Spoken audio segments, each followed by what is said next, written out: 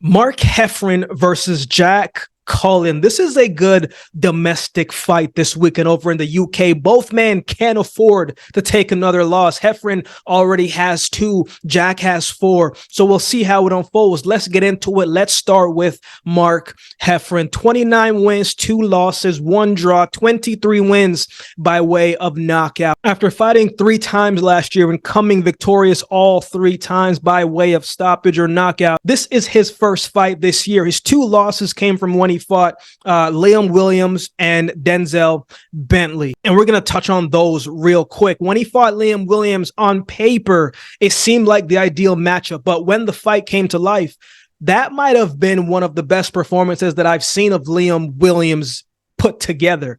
Right, the experience showed from his 2 fights when he fought Liam Smith. And when the fight started, Williams was very good with the range, man, keeping the distance, showing very nice footwork, consistent work all the way up until it got stopped. Body shots, good jabs, good counter punches, good hooks. He was just very consistent and accurate and sharp that night, man. He looked very, very good. It seemed like Heffron was having a hard time closing the gap and having a hard time, period, in that fight. But it's boxing, you know, it happens. Wasn't Heffron's best night, but you live and you learn. 4 fights later, he fights Denzel Bentley for the first time. A much better performance where I thought Heffron showed the power that he has in his hands, good body work, and good pressure, but still had signs that his defense was a little shaky, a little bit wobbly, right? And if he gets touched up enough, that chin can be a little suspect, right? When he gets too excited in the ring, he leaves his chin wide open. And Bentley took full advantage of that in the first fight. It did end up being a draw, but I thought Bentley did enough to win that fight, man. He was landing the cleaner shots, dropped his opponent, consistent shots, and just the natural athleticism was apparent to me. And I felt like in the rematch, even though the draw makes it warranted for a rematch, I felt like stylistically, that wasn't the best fit for Heffron. And in the second fight, it showed. Bentley's accuracy and punching placement that night, man, was sharp. I mean, sharp like a razor. I mean, sharp like a knife. Once he saw that Heffron's eye was looking a little puffy, looking a little heavy, he just targeted that eye every single round. And it was a good stoppage by the court because the man's eye, it was done. It was over with, but it was a good fight for Bentley, not the best performance for Heffron. And stylistically, I don't think that was the best opponent for him to fight anyway. After each loss, you're never sure how someone is going to come back, what they're going to look like, and how a fighter loses a fight matters as well. After that, he bounced back and has stopped his last 4 opponents by way of stoppage. He stopped his most recent opponent in the first round. That fight didn't last long at all. He just bulldozed his way through, landed some shots, and it was over with. But I thought his fight against Lennox Clark was a good fight. He started the pressure early, but I noticed that he was a little bit more weary of what was coming back his way when he missed. He would come forward, let off a few shots, but then he'd step back and get out of the way rather than staying right there admiring and looking at his work, and then he gets clipped with the shots.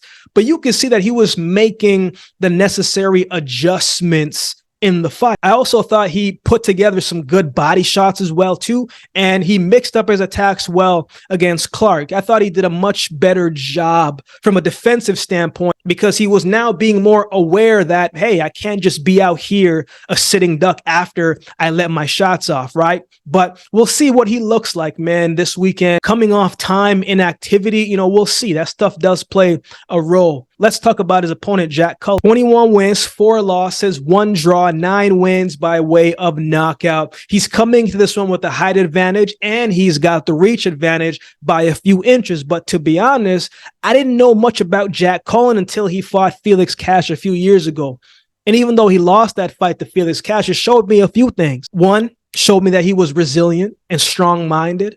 When Cash dropped him in the first round, I was not expecting him to get up and finish the fight for as long as it went.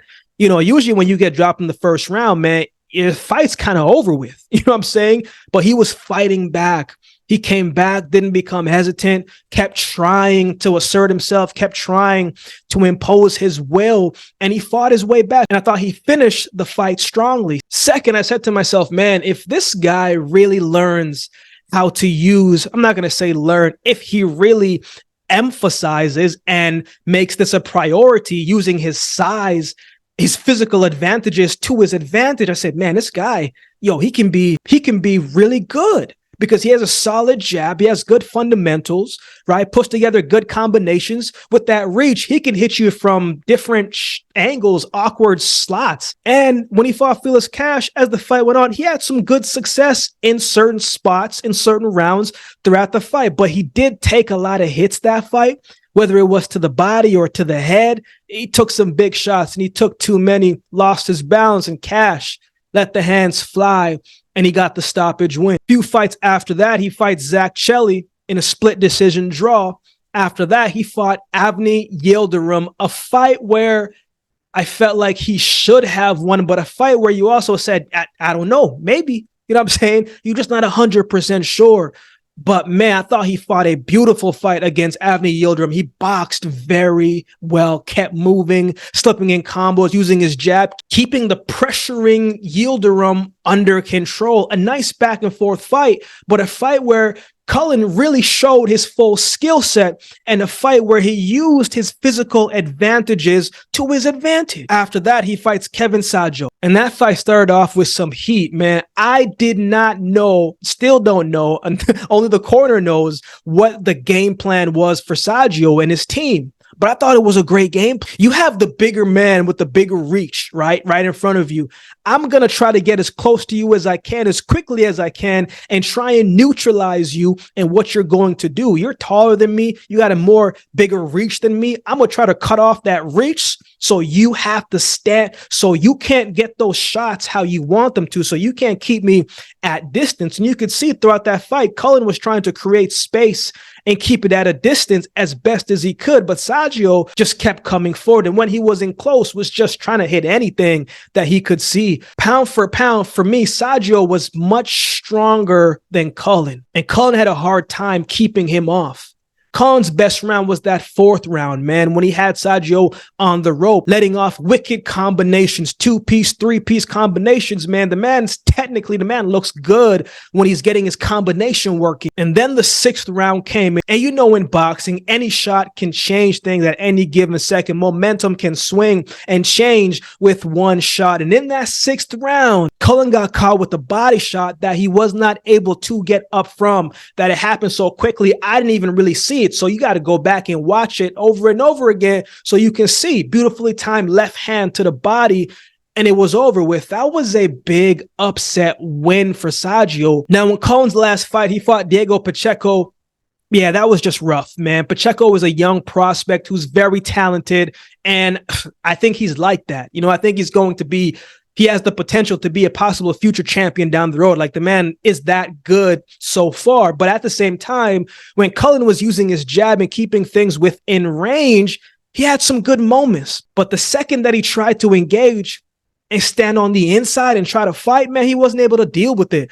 Pacheco hit the body and took him out. A similar shot to what Saggio did to him, right? But he did get back up, tried to fight, but then he got back up and he dropped just as quickly. He got caught with some more big shots from Pacheco and it was over with. So he's going to be looking to bounce back from that loss, but can he? So who wins? If Cullen can use his physical advantages and get behind his jab and let off combinations in spots, right, and focus more on boxing rather than fighting on the inside, he could outbox Heffron in this fight and definitely win the first early rounds. But that hasn't been the nature of his style in my eyes, man. He'll do it for a few rounds, but then he'll find his way in close and he'll get himself in trouble. Heffron probably is going to come in, trying to be aggressive, start off hot, trying to bring the pressure, get excited, and try and close out the show early. Will it pay off for him? Maybe. Can he get clipped when he misses? Probably, right? While I think Cullen will be able to keep him at distance for a few rounds, I don't think he will be able to keep him at distance for the full fight. And I think once the pressure really starts to get on and Heffron really starts to let his hands go, even if his shots don't all connect, all it needs is one shot. And if I'm Heffron's team, and I went back and watched the tape, I've seen, man, this man has been hurt to the body twice. So I'm going to target the body. And Heffron does have good pop in his shots. The man can crack. I've also, all 4 losses that Cullen has lost, it has been way by some form of stoppage. And I'm weary of that. So I have Mark Heffron winning this fight by stoppage. What are your thoughts on this fight? Who do you have winning this one? Let me know in the comment section below.